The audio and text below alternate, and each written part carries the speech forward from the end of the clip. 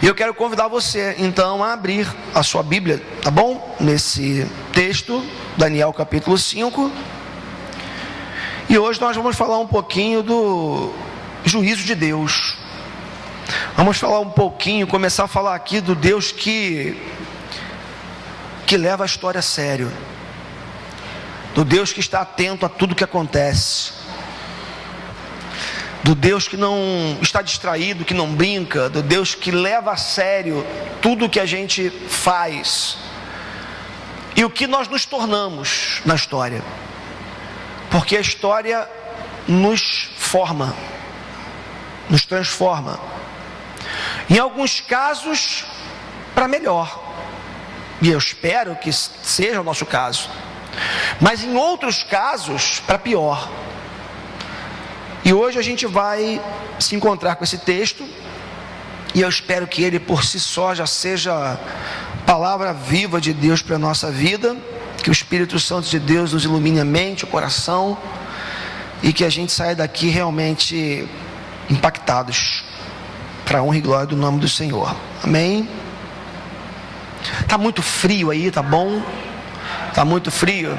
Então olha só, os friorentos passem para cá, os calorentos passem para lá. Brincadeira. Mas olha só, mas é dica dita, gostou, né? É dica dita.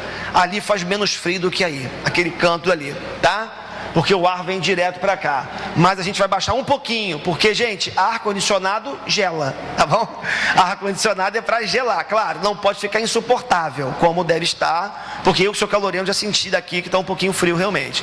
Mas assim, você que é mais friorento, desligou, né, tá? Traga um casaquinho, tá bom? Passe a trazer um casaquinho, porque quando a gente liga, esse ar aqui é muito forte, então quando o mínimo dele já gela bastante, tá bom? Então, é só uma orientação, mas a gente vai tentando achar aí o meio termo. É muito difícil, né? Alcançar todos, mas vamos tentar. Todos acharam o texto bíblico, amém? Então vamos lá, Daniel, profeta Daniel, capítulo 5. Certa vez, o rei Belsazar deu um banquete, um grande banquete para 1000 dos seus nobres, e eles beberam muito vinho. Enquanto Belsazar bebia vinho, deu ordens para trazerem as taças de ouro e de prata que o seu predecessor Nabucodonosor tinha tomado do templo de Jerusalém, para que o rei e os seus nobres e as mulheres e as suas concubinas bebessem nessas taças.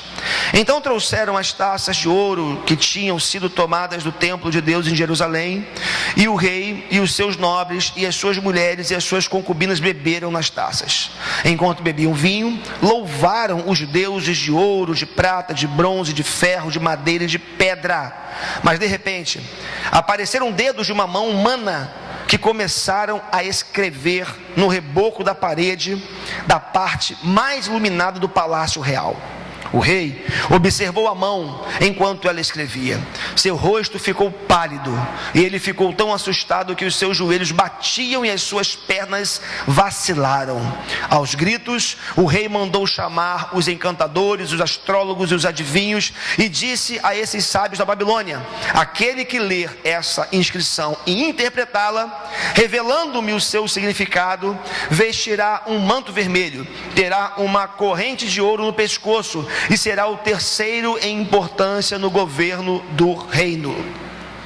Todos os sábios do rei vieram, mas não conseguiram ler as inscrições nem dizer ao rei o seu significado. Diante disso, o rei Belsazar ficou ainda mais aterrorizado e o seu rosto mais pálido. Seus nobres estavam alarmados. E tendo a rainha ouvido os gritos do rei e de seus nobres, entrou na sala do banquete e disse: ó rei, vive para sempre, não fiques assustado, nem tão pálido. Existe um homem em teu reino que possui o espírito dos santos deuses. Na época de teu predecessor, verificou-se que ele tinha percepção, inteligência e sabedoria como dos deuses. O rei Nabucodonosor, teu predecessor, o rei, o nomeou chefe dos magos, dos encantadores, dos astrólogos e dos adivinhos. Verificou-se que esse homem, Daniel, a quem o rei dera o nome de Belsazar, tinha inteligência extraordinária e também a capacidade de interpretar sonhos e resolver enigmas e mistérios. Manda chamar Daniel e ele te dará o significado da escrita. Assim, Daniel foi levado à presença do rei, que lhe disse: você é Daniel, um dos exilados que meu pai, o rei, trouxe de Judá? Soube que o Espírito dos deuses está em você e que você possui percepção, inteligência e uma sabedoria fora do comum. Trouxeram os sábios e os encantadores à minha presença para lerem essa inscrição e me dizerem o seu significado. Eles, porém, não conseguiram. Mas eu soube que você é capaz de dar interpretação e de resolver mistérios. Se você puder ler essa inscrição e dar-me o seu significado, você será vestido de vermelho e terá uma corrente de ouro no pescoço e se tornará o terceiro em importância no governo do reino. Então Daniel respondeu ao rei: podes guardar os teus presentes para ti mesmo e dar as tuas recompensas a algum outro. No entanto, eu lerei a inscrição para o rei e lhe direi o seu significado. O rei foi a Nabucodonosor: ó rei, foi a Nabucodonosor, teu predecessor, que o Deus Altíssimo deu soberania, grandeza, glória e majestade. Devido à alta posição que lhe concedeu, homens de todas as nações, povos e línguas tremiam diante dele e o temiam. A quem o rei queria matar, matava; a quem queria poupar, poupava; a quem queria promover, promovia; e a quem queria humilhar, humilhava. Mas quando o seu coração se tornou arrogante e endurecido por causa do orgulho, ele foi deposto do seu trono real e despojado da sua glória. Foi expulso do meio dos homens e sua mente ficou como a de um animal. Ele passou a viver com os jumentos selvagens e a comer capim como os bois. E o seu corpo se molhava com o orvalho do céu, até reconhecer que o Deus Altíssimo domina sobre os reinos dos homens e coloca no poder quem ele quer. Mas tu, Belsazar, seu sucessor, não te humilhaste, embora soubeste de tudo isso. Pelo contrário, tu te exaltaste acima do Senhor dos céus, mandaste trazer as taças do templo do Senhor, para que nelas bebesse tu, os teus nobres, as tuas mulheres e as tuas concubinas. Louvaste os deuses de prata, de ouro, de bronze, de ferro, de madeira e de pedra, que não podem ver, nem ouvir, nem entender. Mas não glorificaste o Deus que sustenta em suas mãos a tua vida e todos os teus caminhos. Por isso, ele enviou a mão que escreve as palavras da inscrição. Esta é a inscrição que foi feita: Mene, Mene, Tekel, Parsim, ou Pérez, em algumas versões, que é o seu plural. E este é o significado dessas palavras: Mene, Deus contou os dias do teu reinado e determinou o seu fim. Tekel, foste pesado na balança e achado em falta. Pérez, teu reino foi dividido e entregue aos medos e persas. Então, por ordem de Belsazar, vestiram Daniel com um manto vermelho, puseram-lhe uma corrente de ouro no pescoço e o proclamaram terceiro em importância no governo do reino. Naquela mesma noite, Belsazar, rei dos babilônios, foi morto. E Dario, o medo, apoderou-se do reino com a idade de 62 anos. Vamos orar? Pai, que o teu Espírito nos ilumine a mente e o coração, como já te pedimos. Fala conosco, em nome de Jesus. Amém, amém. Louvado seja o nome do Senhor. Queridos, para mim, o texto que nós acabamos de ler, ele é uma das provas de quão atual e relevante é a Bíblia. É impressionante como esse relato de Daniel capítulo 5, ele se adequa, ele tem entrada no momento histórico do nosso país, o momento que nós estamos vivendo na política nacional, na política como um todo. É muito interessante porque a partir desse capítulo 5 vai começar a se cumprir aquela profecia, ou melhor, o sonho que Nabucodonosor, antecessor de Belsazar, teve. Lembrem comigo, o próprio Daniel está lembrando que Belsazar que Nabucodonosor, avô de Belsazar, embora o texto cite o Nabucodonosor como sendo pai de Belsazar, mas era muito comum, por não haver uma palavra para avô, ou para, no caso, esse antecessor, usar a palavra pai. Assim como no Novo Testamento é dito que Jesus é filho de Davi, e nós sabemos quem foi o pai de Jesus. Então, o Nabucodonosor, avô de Belsazar, teve um sonho, e nesse sonho ele vê o que? Uma grande estátua feita de vários materiais, até que uma pedra que descola de uma montanha, ela vem e acerta os pés daquela estátua e a destrói, simbolizando o quê? Simbolizando os vários impérios na sua cronologia, na sua sucessão, que chegariam ao poder até que o Senhor da história, o Rei dos Reis, o Senhor dos Senhores, viria para estabelecer o seu reino espiritual e eterno, e consequentemente acima de todo e qualquer reino que havia passado na história. Então, a partir do capítulo 5 que nós estamos lendo aqui de Daniel, nós vamos começar a perceber o cumprimento daquele sonho, daquela revelação, daquela profecia que Daniel interpretou para Nabucodonosor. E é interessante porque nós estamos aqui justamente nesse capítulo 5, quando o Belsazar, ele simplesmente estava dando um grande banquete, que era muito comum naquele tempo, né? Ele estava dando um grande banquete. É interessante porque, vamos ver daqui a pouquinho, o Belsazar, ele não era o rei de direito naquele momento.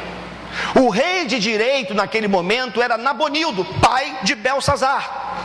Porém, alguns estudiosos, alguns historiadores, depois de estudar alguns documentos e alguns fragmentos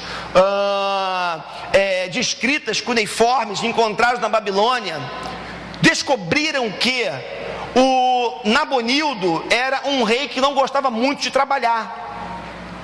E eles vão dizer o seguinte, que ele tinha uma casa de verão, um lugar que ele passava uma parte ou quase o ano inteiro, né? E escutava ou lia uma pessoa dizendo esses dias, dizendo o seguinte, que na verdade para Nabonildo o verão durava o ano todo, né? Que ele não gostava muito de trabalhar, ele ficava nessa casa de praia, nesse lugar maravilhoso, paradisíaco, e deixou o seu filho Belsazar no trono, como sendo o segundo homem da Babilônia. E é por isso que quando o Belsazar, ele promete recompensa para quem desvendar aquele mistério, ele oferece o quê? Que essa pessoa seria a terceira autoridade no reino. Porque é óbvio, Nabonildo, o rei de direito, Belsazar, o rei de fato. E aquele que interpretasse o sonho seria o quê? Seria alçado como terceiro homem na Babilônia. Ok? Então, estamos no capítulo 5, vamos lá, vamos avançar. E Daniel não era mais um garoto. É interessante porque a gente lê a história de Daniel, e se você não prestar atenção no avançar dos capítulos, vermelho não, que eu não gosto de vermelho. Peraí.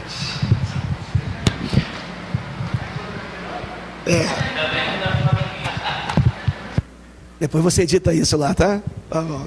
Então, Daniel, a gente tem a tendência de ler a história, tá meio abafado o som, tá?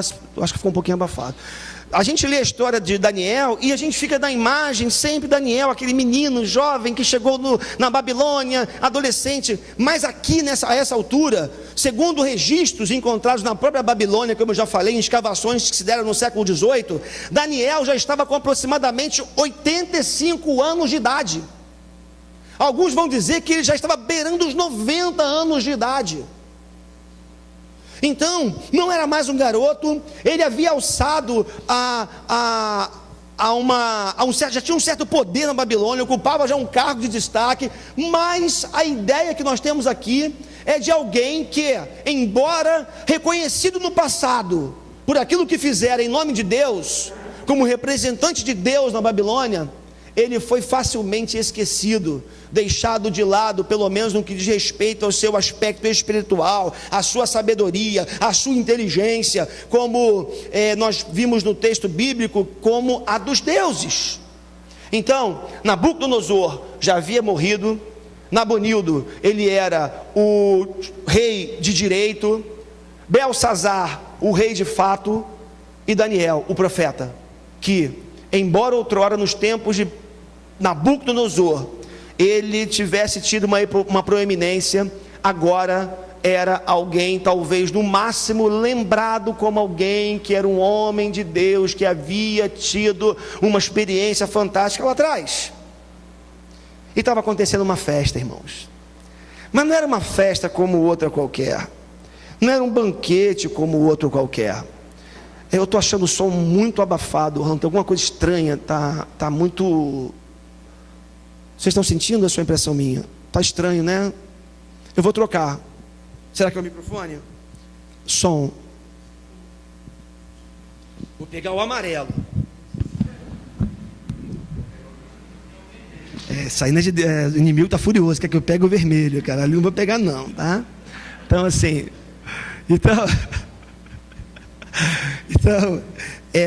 som, melhorou? Tá estranho, mas tá abafado, não tá bom esse som. Ah, tá, então não tem jeito, é isso, tem que ser assim mesmo, né? Então tá bom, vocês me convenceram, tá bom. Então, olha só, era uma festa, tá?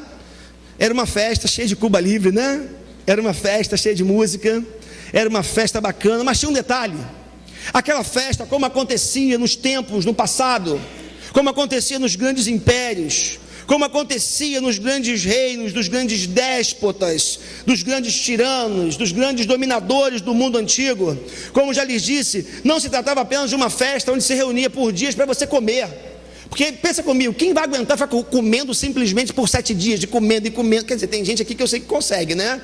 Comer por 7 dias seguidos e beber por 7 dias seguidos, que é mais perigoso. Mas naquele tempo, naquele contexto, havia um estilo de festa que na verdade se parecia ou era muito mais uma orgia do que propriamente um simples banquete.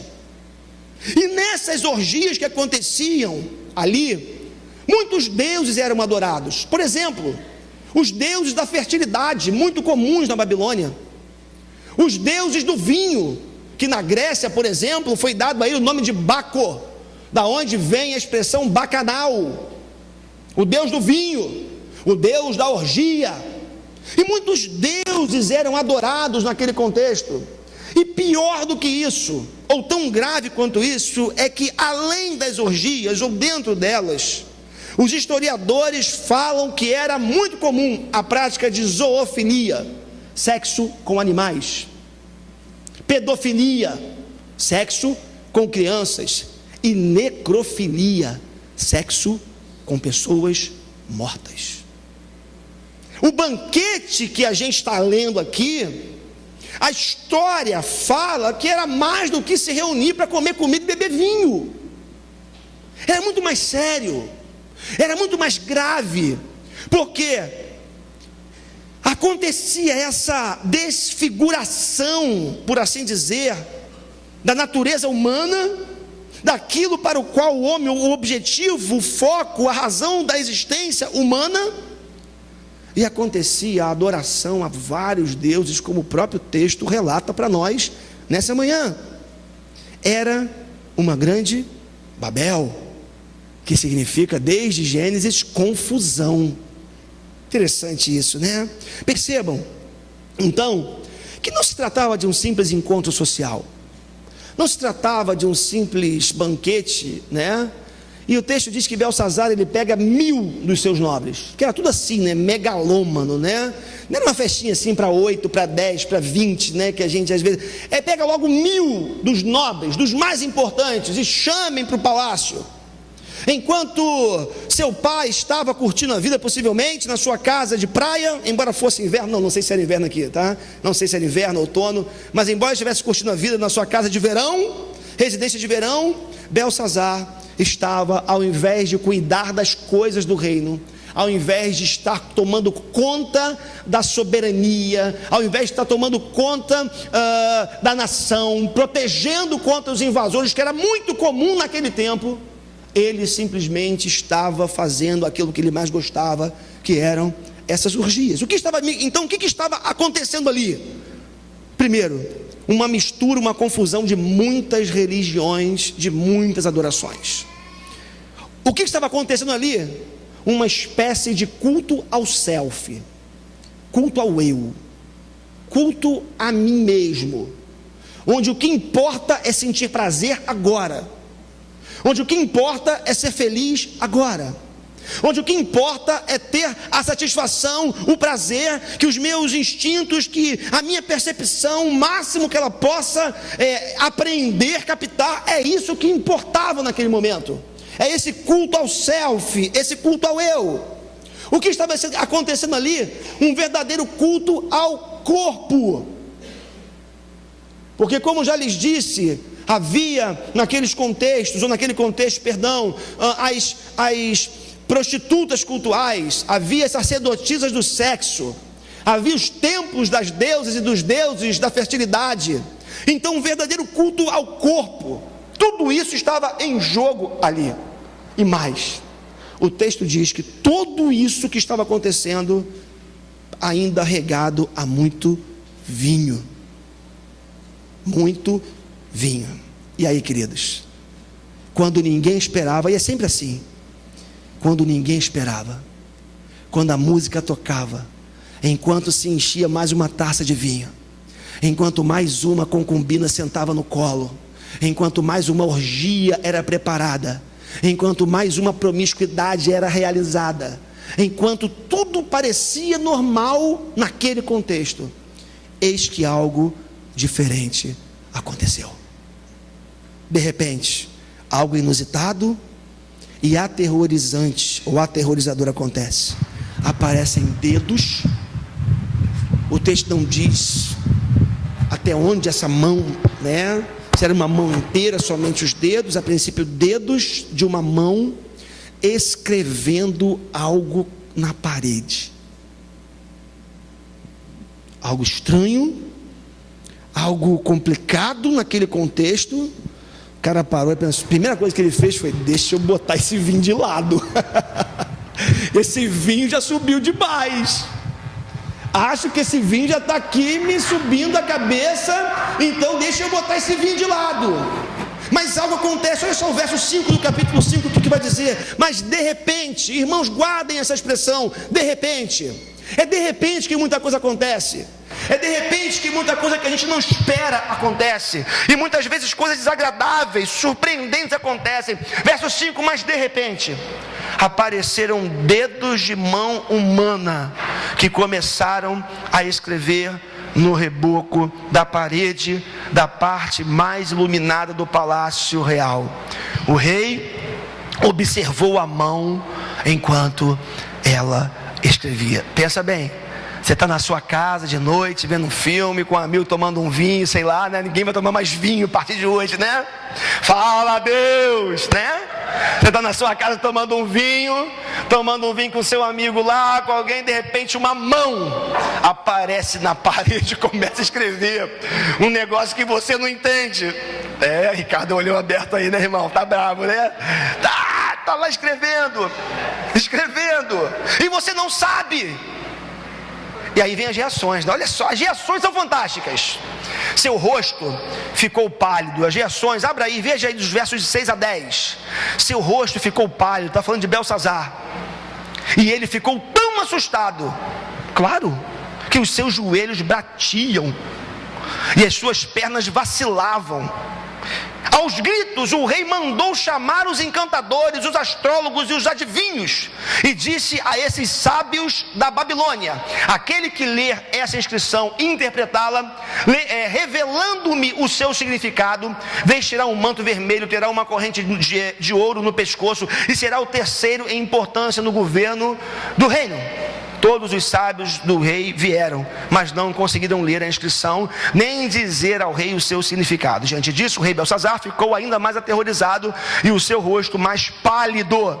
Seus nobres estavam alarmados, e tendo a rainha ouvido os gritos do rei e de seus nobres, entrou na sala do banquete e disse: ó rei, vive para sempre, não fiques assustado nem tão pálido. Só até aqui por enquanto. Preste atenção. Preste atenção. O que está acontecendo ali? De repente, o natural, a existência, ela é invadida pelo sobrenatural. De repente, aquilo que é físico é invadido por aquilo que é metafísico. De repente, aquilo que era ordinário foi alcançado pelo extraordinário. De repente, aquilo que era comum, aquela orgia, como eu já expliquei para vocês há pouco, ela é invadida por algo incomum, que ninguém conseguia entender. E o que me chama a atenção, e uma pergunta que a gente precisa fazer é: por que isso estava acontecendo? Por que aquela mão aparece escrevendo na parede? O que provocou isso? Primeiro, para a gente poder tentar responder essa pergunta, precisamos ver o significado do que foi escrito pela mão misteriosa. Interessante, porque as palavras que estavam ali foram Mene, Mene, Tekel, Parsim, ou Pérez. Pérez no singular, Parsim no plural. E aí Daniel foi chamado e ele vai dar a interpretação. É interessante, por quê? Porque as palavras que foram colocadas ali, possivelmente em aramaico, foram palavras que eles conseguiam ler a palavra isolada, mas foram palavras que foram jogadas soltas.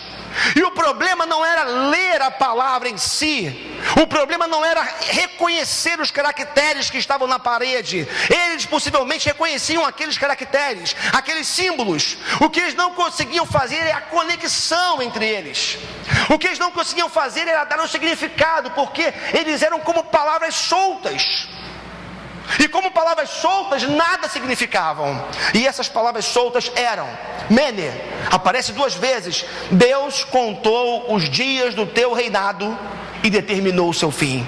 Tekel, foste pesado na balança e achado em falta. Pérez ou Parsim, teu reino foi dividido e entregue aos medos e os persas. Essa já foi a interpretação de Daniel. Mas as palavras soltas seriam mais ou menos assim: conta, balança, dividido. É isso que essas palavras soltas significavam: conta, balança, dividido. E ninguém conseguia juntá-las de forma que fizesse sentido. Numa interpretação mais atual, seria mais ou menos assim: depois de tanta corrupção, onde os fatos são comprovados por meio de investigação séria, provas documentais e testemunhais, seu governo foi pesado em balança de precisão e foste achado em falta. Por isso, o entreguei nas mãos do PMDB e do PSDB, que também já está sendo colocado na balança. Pronto. Para provocar, fazendo uma interpretação atual, trazendo para hoje: o seu reino, o seu governo foi pesado em balança. O que vocês fizeram às escuras não passou desapercebido. Vocês foram contados, foram pesados. Encontrou-se tanta corrupção, tanta sujeira no que vocês fizeram, que o reino foi entregue aos seus adversários. Mas espera lá, antes que você ache que eu sou um defensor do governo que aí está, que Média e Pérsia não se iludam, porque desde o momento que assumem o poder começam a ser pesados também na balança, em tudo que fazem, em tudo que fizeram. Em outras palavras, vai ter impeachment.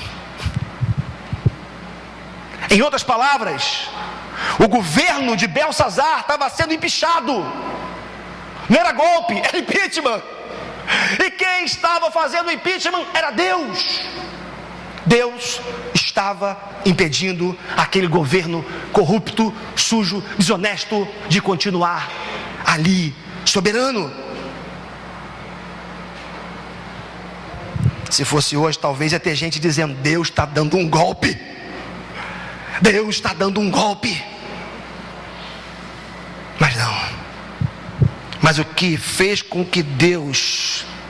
Essa é uma pergunta. O que fez com que Deus desse um tapa na mesa e falasse: chega? O que foi que fez?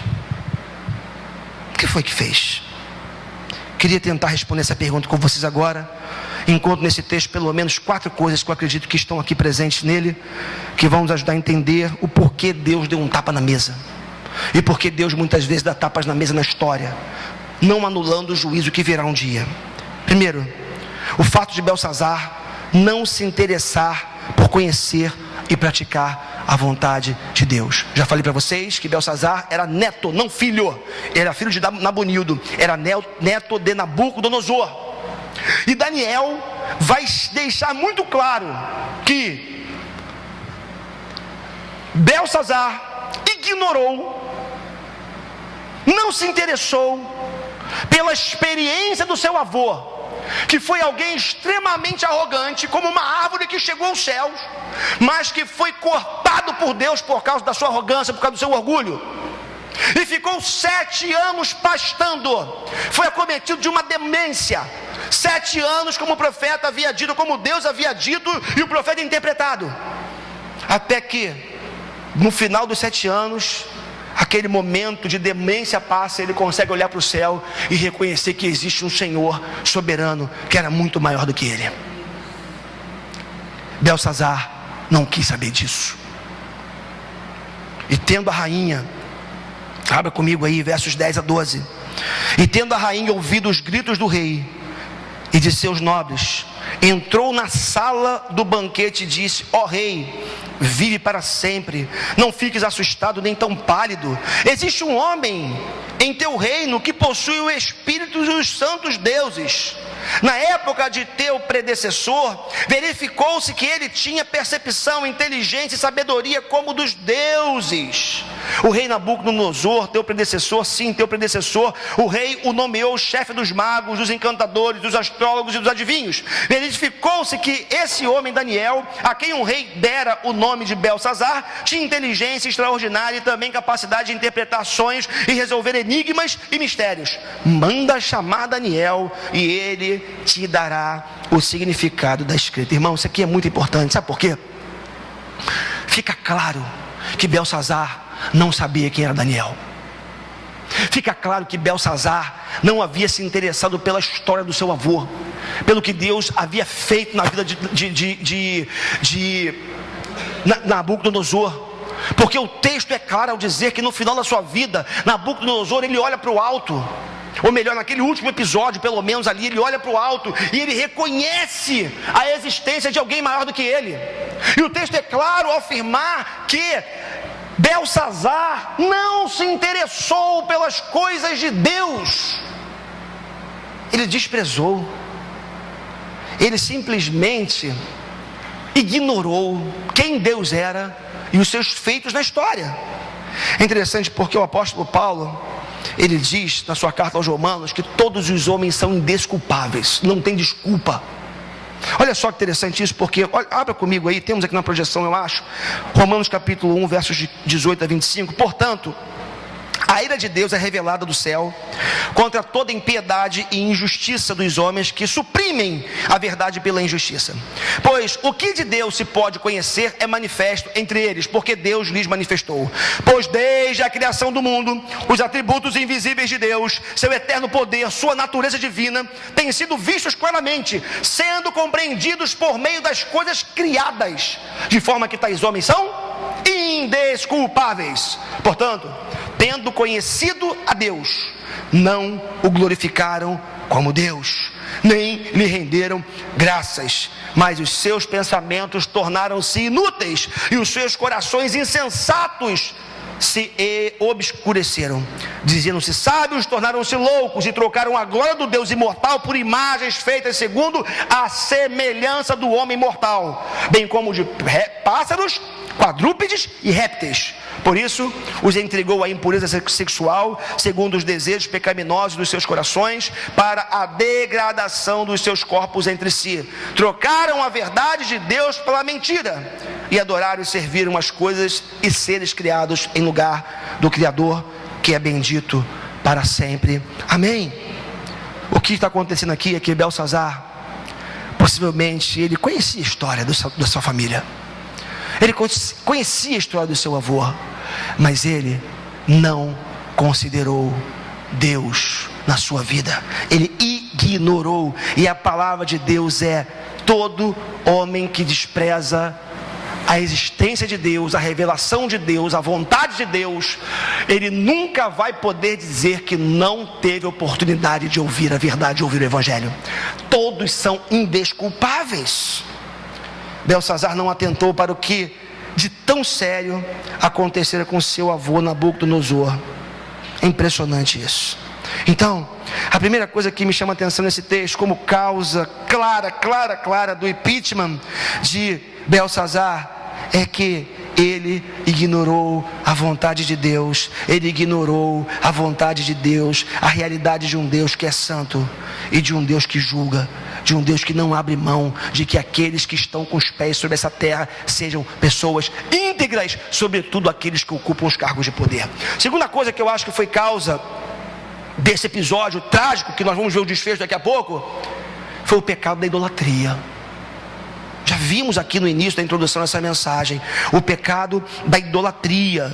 O que aconteceu ali simplesmente é que o texto vai dizer no verso 4: enquanto bebiam o vinho, louvaram os deuses de ouro, de prata, de bronze, de ferro, de madeira e de pedra. Irmãos, Deus leva isso muito a sério. A Bíblia diz que Deus não divide a sua glória com ninguém. A Bíblia diz que desde o início da formação do povo de Israel, mesmo quando o povo ainda não tinha terra, e depois quando o povo vai para a terra prometida, Deus foi claro: eu não divido a minha glória com ninguém. Deus foi claro: só existe um Deus, esse Deus sou eu. Quer ver só o que eu estou dizendo para vocês, como é que se confirma na própria palavra? Êxodo capítulo 20, versos 1 a 6, depois de Deuteronômio capítulo 6, versos 4 e 5. E Deus falou todas essas palavras, estou no livro da lei, Êxodo capítulo 20: eu sou o Senhor, o teu Deus, que te tirou do Egito, da terra da escravidão. Não terás outros deuses além de mim. Não fará para ti nenhum ídolo, nenhuma imagem de qualquer coisa no céu, na terra ou nas águas debaixo da terra. Não te prostrarás diante dele, nem lhe prestarás culto, porque eu, o Senhor teu Deus, sou Deus zeloso, que castiga os filhos pelos pecados de seus pais até a 3ª e 4ª geração daqueles que me desprezam, mas trato com bondade até 1000 gerações aos que me amam e guardam os meus mandamentos. E temos o Shema, o ouve, ó Israel, de Deuteronômio capítulo 6, versos 4 e 5. Ouça, ó Israel, o Senhor, o nosso Deus, é o único Senhor. Ame o Senhor, o seu Deus, de todo o seu coração, de toda a sua alma e de todas as suas forças. É a ordem de Deus para toda a humanidade, irrevogável, que não pode voltar atrás. Deus exige que toda a criação o adore. Agora, como vimos hoje na oficina da palavra, ídolo não é só uma estátua que a gente constrói ou que é construída e colocada dentro de casa para você adorar. Embora seja também, Deus condene quem fabrique e quem se renda a ela. Ídolo é tudo aquilo, como diz o Tim Keller, falava de manhã e já falei algumas vezes aqui. É tudo aquilo que você para e lá no fundo você diz para você mesmo: eu não consigo viver sem isso. Dinheiro, casa, filhos, mulher, namorado, marido, emprego, seja lá o que for, remédio, se não é necessário realmente para você, qualquer coisa que você pare e fale: eu não consigo viver sem isso, pronto, se transformou num ídolo para a tua vida. Sabe por quê? A única coisa sem a qual é impossível viver é Deus. É só dele que você depende. Você não depende de mais nada para ser feliz. Você não depende de mais nada para ser pleno. Em Deus há toda plenitude. O resto Deus dá e dá, mas como consequência, e é lícito que a gente se tenha, mas como consequência de, em primeiro lugar, se buscar o reino de Deus e a sua justiça, como a própria palavra de Deus diz. Terceira coisa que eu encontro nesse texto, que eu vejo como causa do impeachment de Belsazar, é a corrupção endêmica. Corrupção. Olha que coisa interessante.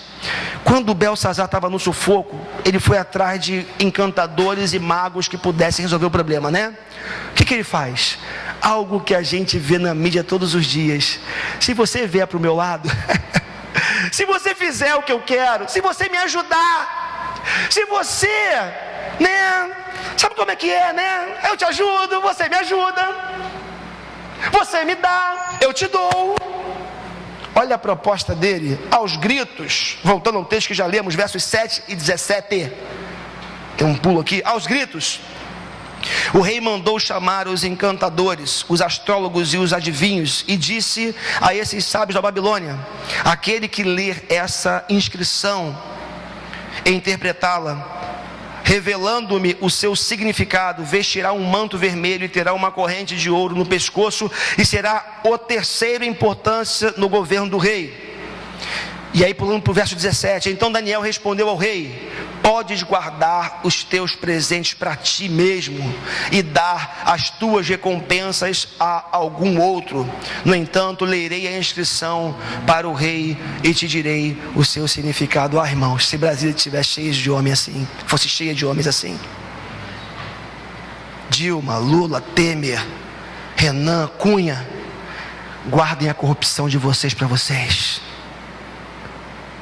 Fiquem com aquilo que vocês acham que é de vocês, embora não seja de direito. Eu não me vendo.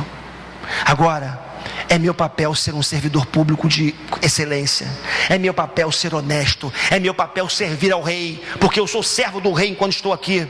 Então, se é meu papel ser servo do rei, eu vou interpretar o que está escrito ali, sem que o rei tenha que me dar nada, porque eu não preciso do que o rei tem. Guarda para você. Ah, se Brasília fosse assim. Corrupção. Agora, queridos, eu tenho insistido nessa tecla. A gente olha para Brasília, olha para os políticos, né? Mas enquanto as pequenas corrupções que têm se transformado em corrupções endêmicas na família, na base, continuarem, não esperemos mudança na sociedade. Enquanto nossos filhos virem, ou os filhos virem os pais mentindo, agredindo, gritando, roubando, traindo, está pesado demais? Jogando papel no chão. Se você é uma pessoa que joga papel no chão, seu filho vai jogar papel no chão. E o papel que você joga no chão entope a tubulação, que traz outros problemas para a sociedade como um todo. Pequenas corrupções. Tem nada demais isso. Uma novelinha. É só uma novelinha boba, inocente. Ontem estava lá em casa, né? Aí estava passando, tinha um pessoal lá em casa, lá, visita, né? Aí tinha passando novela, né? Aí eu estou insistindo, aqui em casa a gente não vê novela não, mas estava visita, a gente deixou, né? Aí, a novelinha inocente, aí pega o sujeito da novelinha inocente, é um cara que é gay, homossexual. Aí a menina está lá com uma brocha na mão, né? De pintar, né? Aí, era o pincel, sei lá, pincel. Aí ele fala lá na novelinha inocente, né? O gay fala, esse com pincel na mão faz isso, imagina uma brocha, sabe? Aí eu falo, aí ó, a novelinha inocente. Aí a criança de 3, 4, 5 anos vê. Não julgue e condene a classe política enquanto você não faz seu papel dentro de casa. Se você joga nojeira para dentro da tua casa, não abra sua boca para julgar e condenar quem quer que seja, porque não tem autoridade para isso. Pastor, é radical, hein? Não, Não sou radical, não. Tá bom, sou radical se você quiser achar. Tenho minhas falhas, tenho os meus telhados de vidro também, como todo mundo tem. Mas, queridos, eu tenho tentado não negociar algumas coisas na minha vida. Eu tenho tentado não negociar algumas coisas na minha família. Eu tenho tentado não negociar algumas coisas que para mim são absolutos. Pequenas corrupções do dia a dia. É o avançar o sinal, é o andar é o andar na rua aqui. Eu contei para vocês na semana passada, né? Contei para vocês, né? Ou foi só na oficina da palavra, ou foi no culto que eu fiz a confissão. Entrei aqui, na rua aqui, que não pode. Já havia dito para a igreja que não podia fazer, que é errado. Eu entrei aqui direto, dei de cara com a guardinha assim, ó. Passaram 4, eu fui no vácuo, na Fórmula 1, tem um negócio do vácuo, né? Aí aquela tentação, né, também é brincadeira, Alessandra, né? 3, 4 passaram, aí eu vi que foi todo mundo, eu entrei também. Aí quando eu entrei, passou todo mundo, só o pastor que foi anotado. Ela ainda fez assim, ó, anotou a minha placa. Multado. Pequena corrupção, as minhas fez no banco de trás. Quantas vezes eu falei que não podia fazer aquilo e fiz? E fiz. Última causa na minha visão, na leitura que eu fiz esse texto, desse impeachment de Belsazar. A profanação daquilo que é sagrado. Grave isso. Talvez se você não acompanhou tudo que eu falei até aqui, esse último ponto eu queria que você guardasse. Enquanto Belsazar bebia vinho, deu ordens para trazerem as taças de ouro e de prata que o seu predecessor Nabucodonosor tinha tomado do templo de Jerusalém, para que o rei e os seus nobres, as suas mulheres e as suas concubinas bebessem nessas taças. Então trouxeram as taças de ouro que tinham sido tomadas do templo de Deus em Jerusalém. E o rei e os seus nobres e as suas mulheres e as suas concubinas beberam das taças, daquelas taças. Daniel 5, 2 e 3. Bom, esses utensílios, eles eram sagrados para o povo de Israel. Por quê? Porque naquela dispensação, durante aquela aliança, enquanto o povo de Israel esteve no deserto, e depois no deserto, na construção do templo, como a revelação não estava posta por completo, como Jesus, ou melhor, o plano maior de Deus, que era enviar seu filho para morrer na cruz pelos nossos pecados, isso não estava claro na história, a história não estava completa, o plano de Deus revelado, a revelação não estava completa, melhor dizendo. Deus se revelava por meio das coisas visíveis. Então, havia coisas ali sagradas. Os utensílios do templo eram sagrados, o próprio templo era sagrado. O sacerdote, o domingo, o templo, o culto, esses paradigmas eram muito sérios, muito caros, muito valorosos para o povo de Israel, e Deus determinou assim. Repito, por quê? Porque a revelação não estava toda posta, não havia sido revelado tudo ainda, então foi necessário que fosse assim. E aqueles utensílios, eles eram sagrados. O que Belsazar faz? Primeiro, Nabucodonosor, seu avô, quando invade o reino do sul, destrói a cidade, destrói o templo, ele leva todos esses utensílios sagrados para a Babilônia e os guarda num depósito seu, no seu tesouro, ele guarda. E o texto diz que lá pelas tantas, depois de tanto vinho, chega uma hora que o Belsazar fala: tá bom demais esse negócio, né? Mas é pouco. Vamos tripudiar sobre esse Deus, vamos esnobar esse Deus, vamos oferecer o nosso culto, bebendo o nosso vinho nos utensílios sagrados desse Deusinho de Israel. E aí, queridos, o texto diz que naquela promiscuidade, o texto diz que naquela orgia, eles começaram a beber vinho nas taças sagradas do povo de Israel. E aí, como já lhes disse, naquele contexto, templo, sábado, sacerdote, culto, sacrifício, eram coisas muito caras. E aí eu faço uma pergunta para você: se na antiga dispensação o templo, os utensílios, o sacerdote, as vestimentas sacerdotais, talares, eram consideradas sacras, né? Eram consideradas santas, hoje, o que não pode ser profanado por ser santo? Porque tem que haver uma correlação, tem que haver um paralelo. Se nós não temos mais o templo como sendo o lugar único da adoração, se o domingo deixou de ser o dia por excelência exclusivo apenas da adoração a Deus. Se o sacerdote perdeu o seu valor na história, o que sobrou como sendo sacro, santo, que não pode ser profanado? Pelo menos 3 coisas eu queria compartilhar com vocês para entrar na conclusão dessa mensagem dessa manhã. Primeiro, o seu corpo, o nosso corpo. Hoje não é mais o templo físico que é o lugar sagrado. Aqui tem jiu-jitsu durante a semana. Se tiver jogar uma peladinha aqui sem quebrar nada, né? A gente joga uma peladinha aqui dentro, bate uma bolinha, né? Golzinho, né? Jogar 2 contra 2, faz um retiro. Não tem lugar para jogar. Faça as cadeiras, a gente joga. Se quebrar, depois a gente tem que resolver com a Cristiane aí, com a gente aí, né? A gente resolve. Sabe por quê? Porque sagrado hoje não é mais o templo, o prédio, mas sagrado hoje é o teu corpo. É o meu corpo, que a Bíblia diz que é templo do Espírito Santo de Deus. E o templo do Espírito Santo de Deus não pode ser profanado. E como que a gente profana o templo do Espírito Santo? Comendo porcaria, se entupindo de gordura saturada, dormindo mal, entrando madrugada dentro, sexo fora do que a palavra de Deus determina ser o correto. Quanta coisa a gente faz com o nosso corpo. Quanta coisa a gente faz que profana o corpo, o templo do Espírito Santo, que é o nosso próprio corpo. A gente se entope, quando eu digo a gente, né, no geral, se entope de pornografia.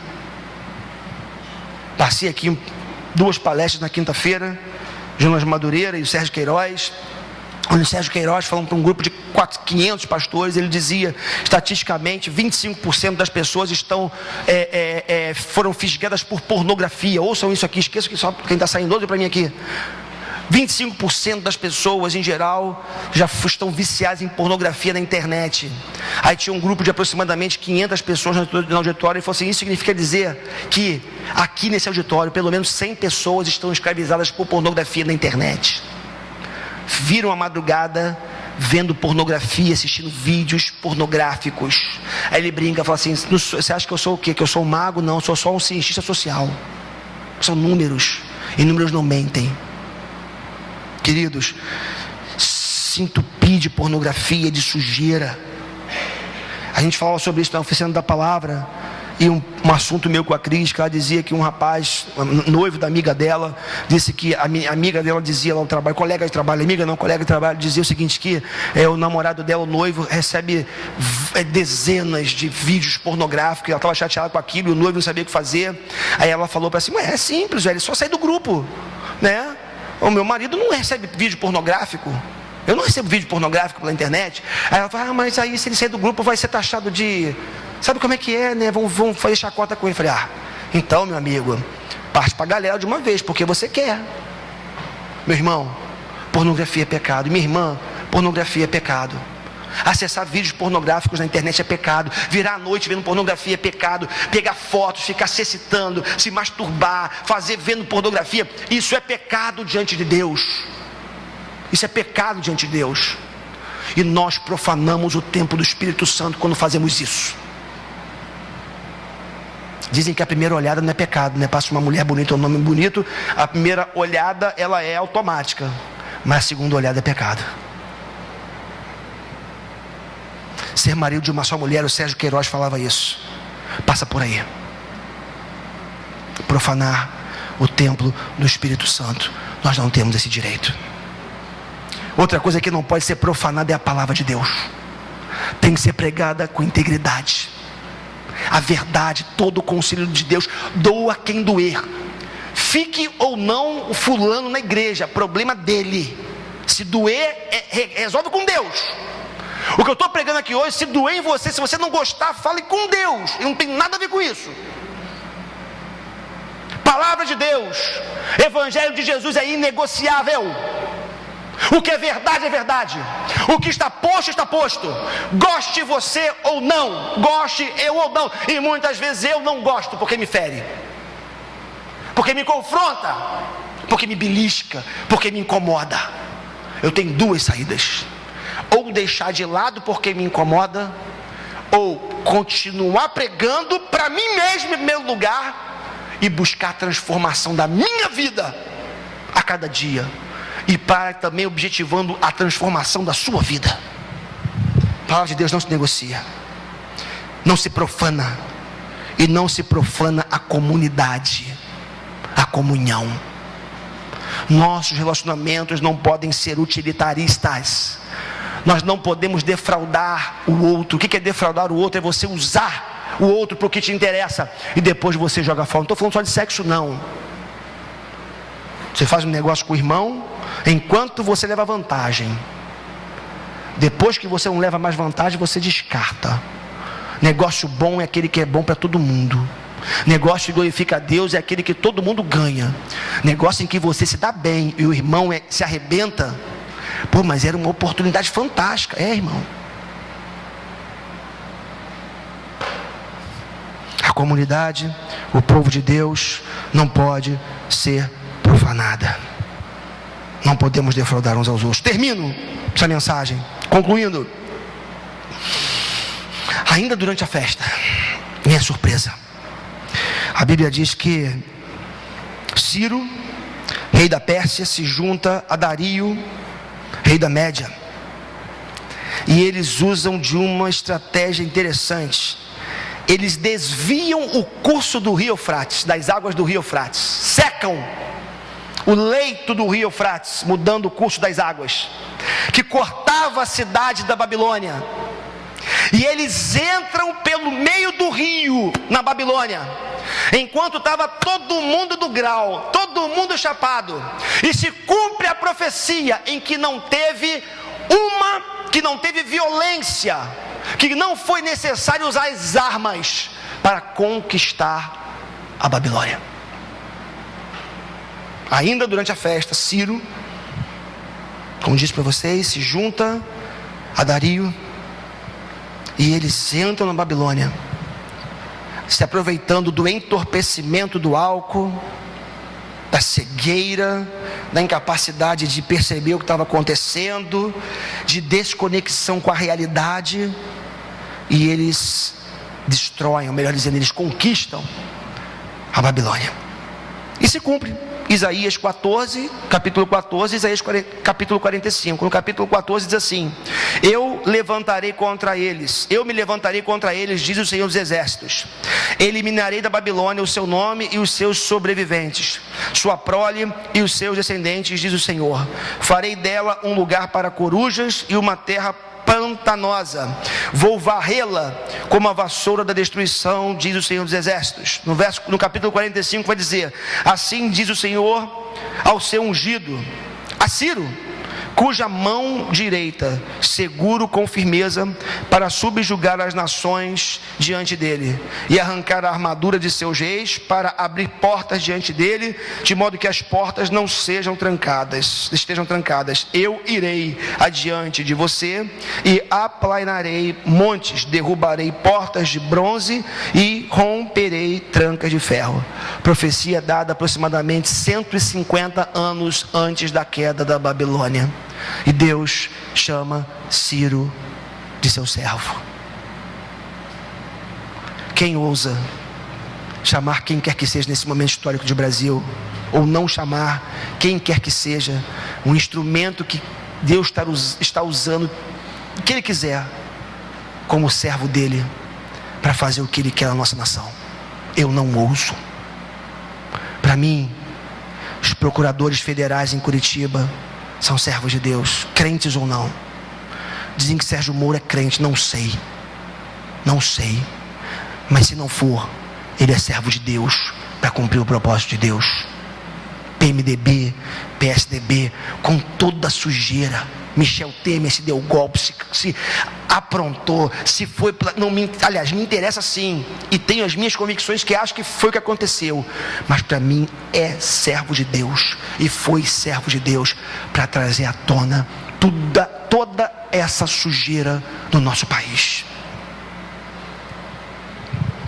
Queridos, Deus julgou a Babilônia do passado, Deus julga a Babilônia do presente. Babilônia é confusão. E Deus julgará a Babilônia mundial no futuro. Quem tem ouvidos para ouvir, ouça o que o Espírito diz à sua igreja. Como é que está a sua vida? Como é que está a sua vida? O que você tem feito de segunda a sexta? O que tem sido prioridade para você? Quais as confusões ou babilônias que têm reinado na sua mente, no seu coração? Hoje é dia de você sair dessa cegueira, dessa alienação espiritual, quem sabe, e se conectar com a realidade. O mundo é caótico, os dias são maus, e Deus exige que sua igreja seja santa. Deus exige que eu e você sejamos pessoas santas, que vivamos para Ele, para a glória dEle. Se passar disso, queridos, creia você em predestinação ou não, seja você calvinista ou seja você arminiano, a Bíblia diz que aqueles que vivem para si, para o seu estômago, e aqueles que não se rendem a Deus e vivem para eles, vão para o inferno. Não sou eu que digo, é a palavra de Deus. Amém, queridos? Que essa palavra dura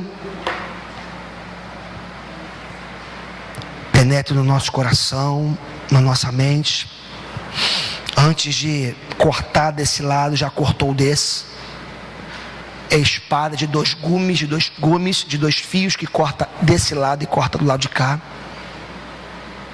A questão é, o que eu faço com a informação? A informação já foi dada. Essa informação tem que formar e tem que transformar a nossa vida. Que seja assim em nome de Jesus.